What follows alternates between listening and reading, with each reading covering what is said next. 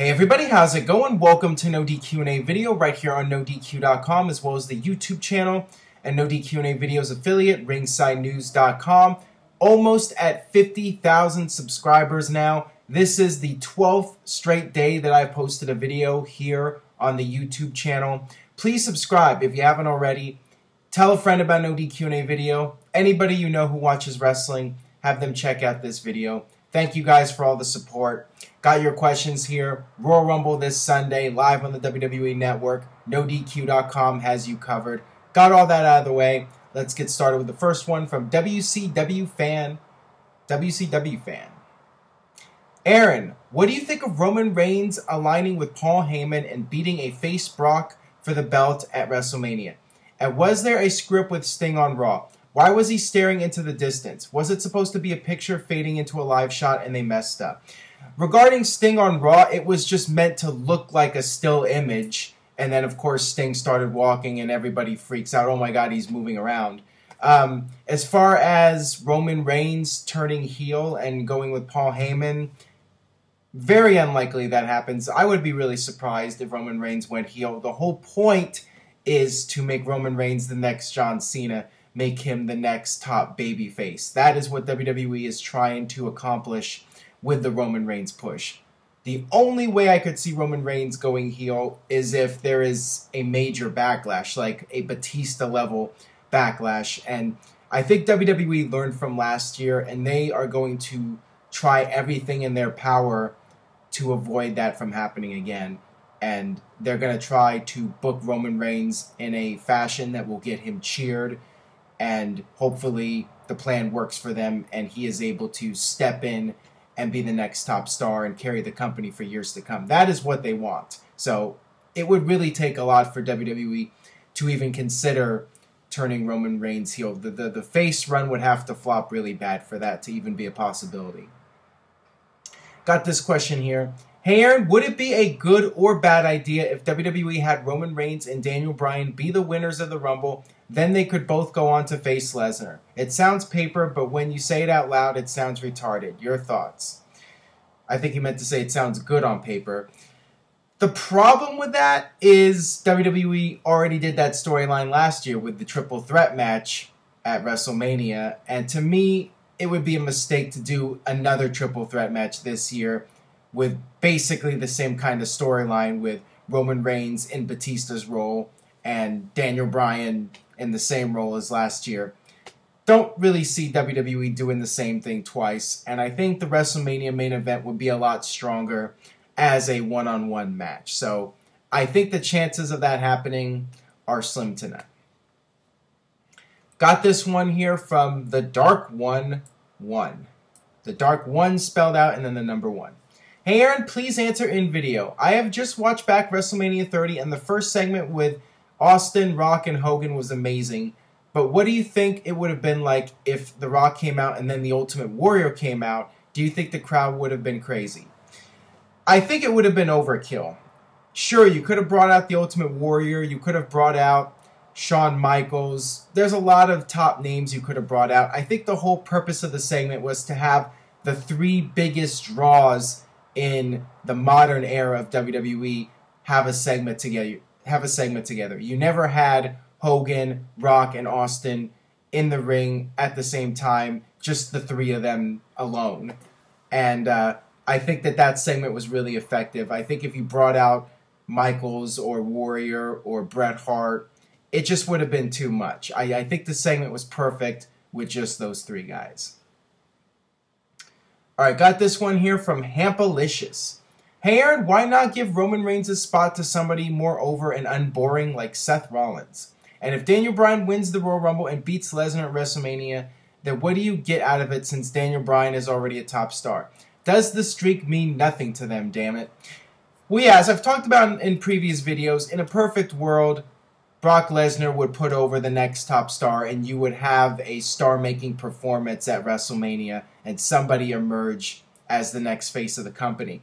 If Daniel Bryan wins the Rumble and beats Lesnar at WrestleMania, doesn't create a new star. Daniel Bryan's already a star. But at the very least, you get to tell that story of Daniel Bryan making his comeback after getting injured and being gone for 8 months. he's able to come back and win the title that he never lost. And as far as Seth Rollins taking Roman Reigns' spot, Seth Rollins is working out great as a heel. I think Seth Rollins as a babyface, he's never going to be the top babyface just because he doesn't have that look that WWE feels is what a top babyface should look like. A top babyface should look like John Cena, should look like Roman Reigns. Seth Rollins is doing fine in the role he's in, and if somebody else was going to get Roman Reigns' spot, it would not be Seth Rollins. All right, this one comes from C. Tritz Mario 7. Hey Aaron, longtime viewer, first time asker. So cliche. What would be your perfect card for this year's WrestleMania and who would go over? Please answer in video, thanks. So cliche. For my WrestleMania card, initially I would have gone with Roman Reigns versus Brock Lesnar, but considering how over Daniel Bryan is and the fact that you can tell that story, I think that Brock Lesnar versus Daniel Bryan would be the better match. I think that you can tell that David versus Goliath story and the Daniel Bryan comeback story. To me, that is your ideal match. I think that that's the best one to go with. I would also have Sting versus Triple H, which they are planning to do for WrestleMania. I think that that's going to be a tremendous match, a dream match. Sting finally getting into a WWE ring and facing a guy who was a top star at the same time as Sting during the Monday Night Wars. When you look at the rest of the card, I would do Seth Rollins versus Randy Orton. To me, that makes sense considering Randy Orton has been gone and he's been selling the injury from Seth Rollins. He can come back, get his revenge. And, as far as John Cena goes, if they want to have him be the guy to beat Rusev, I would go with John Cena versus Rusev. I mean, you could definitely have somebody go against Rusev and have Rusev's streak finally broken at WrestleMania. I would definitely do that. I think I would try to do some kind of stipulation match, maybe not a battle royal, but maybe a ladder match or something. Have some kind of stipulation match at WrestleMania, ladder match or a cage match or Hell in a Cell, something on the biggest show of the year, just so you can spice it up a little bit and have a little bit of variety. That whatever else you want to do at WrestleMania, I mean, as long as the matches are good, I don't really care what the card is. I just want to be entertained from start to finish. I don't know what else I would do in terms of dream matches for WrestleMania. For Roman Reigns, if he's not in the main event, maybe put him against Dean Ambrose, turn Dean Ambrose heel, and have those two go at it, the former Shield members. I guess that would be my main card for WrestleMania. All right, got this one here from Dave451985. Which guys, let's say 2 from NXT, would you like to see in the Rumble if it was up to you? I like to see Sami Zayn and Finn Balor. Those guys have a lot to offer. I think that Sami Zayn would be a great choice for the Royal Rumble match. I think I would actually like to go with Sami Zayn and Kevin Owens because you can use that to promote NXT and promote their upcoming match. I think that would be a good way to get people interested in seeing those two in NXT and build up to that match. But Finn Balor would be a great choice for that match. I mean, there's so many guys in NXT I think that would do really well in the Royal Rumble and would have a very impressive showing. You could put Adrian Neville in there. Just about any one of the top guys I think would do well. I would definitely put a few NXT guys in there just so you can get more promotion for NXT on a big stage like the Royal Rumble. All right, this one comes from MMA Mike 0. Hey Aaron, although fans have grown tired of Big Show and Kane, how long do you think it would take them to go into the Hall of Fame when they retire? With the run they've had these past few years, does it hurt their chances of going in sooner rather than later? I think they will go in fairly soon once they retire, but I don't see it happening in the next few years. You got Randy Savage going in this year. Sting will probably headline either next year or the year after. And same thing with Undertaker.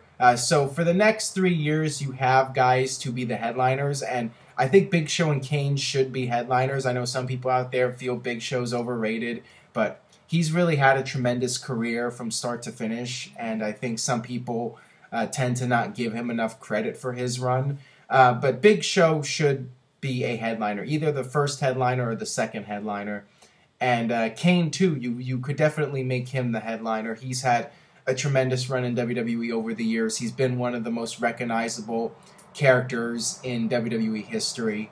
I would think within 5 years, maybe 5-6 years from now, would be a good time to put Big Show and Kane in the Hall of Fame. Wouldn't do it right away, but 10 years might be pushing it. I think 5 or 6 years, depending on how desperate WWE is for a headliner. I think 5 or 6 years would be a good time frame to put them in the Hall of Fame. And finally, last question from the heel player. Hello, Aaron. Would you say the 2010's Royal Rumble was the last good Rumble match in WWE?